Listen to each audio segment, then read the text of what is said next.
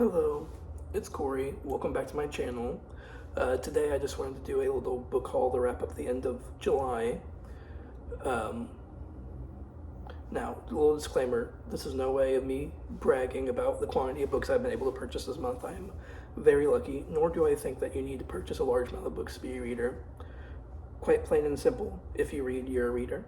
So, you know, overcome, you know, overconsumption has been the topic online, especially in like the book space recently. And I just want to share some books that I bought. I love sharing books. I love talking about books. I love reading the books. So, you know, yes, I bought books, but oh well, sue me. Right. The beginning of the month, I bought 2 books. Um, Went to my local bookstore, Books a Million, one day. Just felt like I needed a little pick me up, some retail therapy. And I won't lie, got a little bit of problem with buying books based on the cover, mostly. I just love a pretty book, what can I say? So both of these books were impulsive buys. I had not heard anything about them. I liked the covers. I read the back, they sounded interesting. So I read the covers, I looked at the back, so I decided to pick them up. First one I got was Set Piece. I mean, look how simple and beautiful this cover is. Now, from what I've gathered from the synopsis, this book follows a man who's an actor at the start of his career when he meets a woman at a bar. She works there.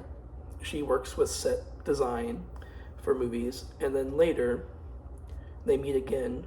She's working on a movie that he is the starring role of, so he's more popular in his career, and she's not at the same place she was when he first met her. I won't lie, going into this, I did not know this book was a romance. I am not a romance reader, but we're going to step outside the box. We're going to give it a shot, and hopefully I like it. It seems cute. It seems simple, so we'll give it a shot. Next book I picked up that same day was another roadside attraction. Now, this book is set in the 60s, I believe. It follows a roadside attraction with a clairvoyant woman named Amanda. So, I don't really know much about it. It was pretty. I love a little sideshow. It seemed kooky. So, hopefully it checks the boxes. I don't know. We'll see. Now, the other day, we went up to out of state to a Barnes & Noble for my birthday. So I did some damage. I bought 7 books, and some of these weren't on my list to buy, but I had seen them around the internet, whether that be BookTok, BookTube, whatever. So, like I said, I did some damage. Sue me. Alright, the first one I bought was Strange Pictures by Uteksu, and I probably butchered that name. I probably did. I had saw this being raved about by Gavin Reads It All. It seems spooky, it seems weird, and I was in the mood for like a little spooky read, so I decided to pick it up. Now, if I remember right, this author is a masked YouTuber that does like scary content in Japan, and these are stories that are connected by the fact that the mystery and the clues are pictures that are being drawn. And like I said, sounded spooky, sounded good. It would have been raved about by Gavin Reads It All, which I love his channel, so I decided to pick it up. Next book, another YouTuber highly praised it, and I was inclined to pick it up because I love her channel as well, and that is Anna Wallace Johnson, I believe. And that book is Long Island Compromise.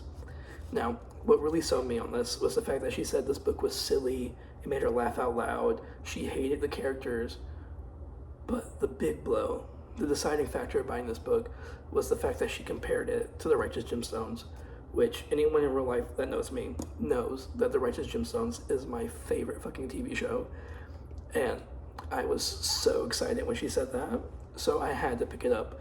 And from what I remember her talking about, it talks about how there's this family where one of their members is kidnapped, and that's the beginning of the book. It's not a spoiler. And then it follows the family with the trauma of that years later, and that just sounds really good to me. I love a family saga. I love laughing, so hopefully I enjoy it. The next one was a book that was recommended forever ago in a Jack Edwards video, and it's always been on my list, but I just never picked it up. Well, I decided that today was the day. Well, not today, but anyway. That was Paul Takes the Form of a Mortal Girl. Now, this follows a character that can shift their gender and their appearance whenever they choose. So that just sounds like a queer, campy time to me. And we love a little queer, campy time. So, like I said, it's been on my list, so I decided to finally pick it up. I hope I enjoy it. Alright, next one was purely by the title and cover alone.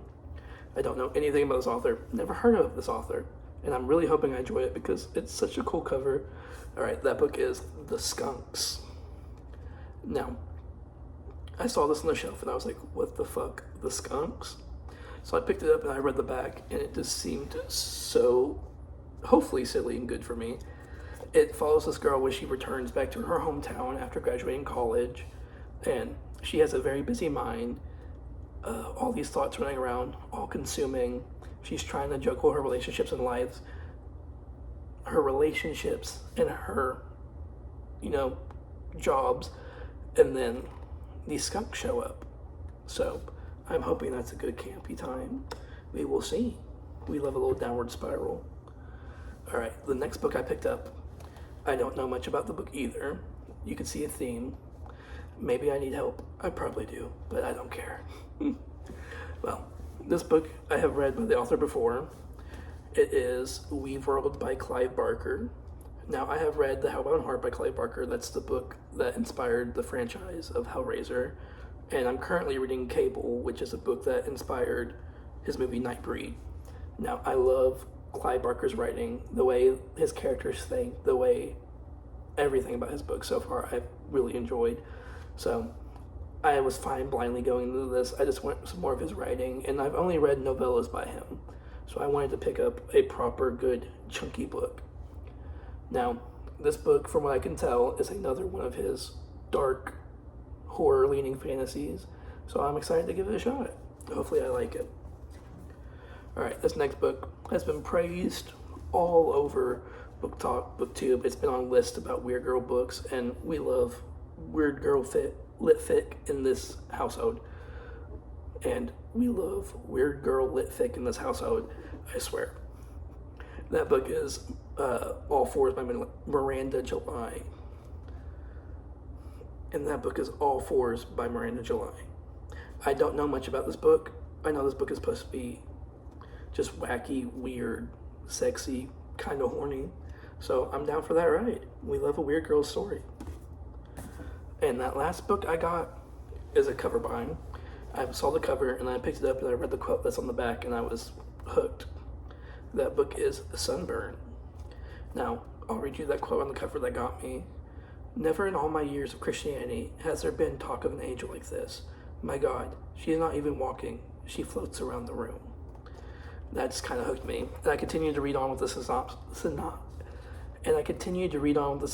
and it just sounded like such a good time to me. This book is set in the 90s in Ireland. It follows a girl that grew up Christian as she comes to terms with her sexuality and potentially starts to fall for a friend of hers. We love a good sapphic moment. We love a good little queer love story. We love a little religious guilt, religious trauma, a little sad read. So, as someone who has experienced similar feelings, I decided that I wanted a little trauma in my life, so I picked it up, and hopefully I like it. Anyway, that's everything I picked up this month, so hopefully I enjoy them. But thank y'all for watching, and I'll see y'all next time. Thank you. Bye.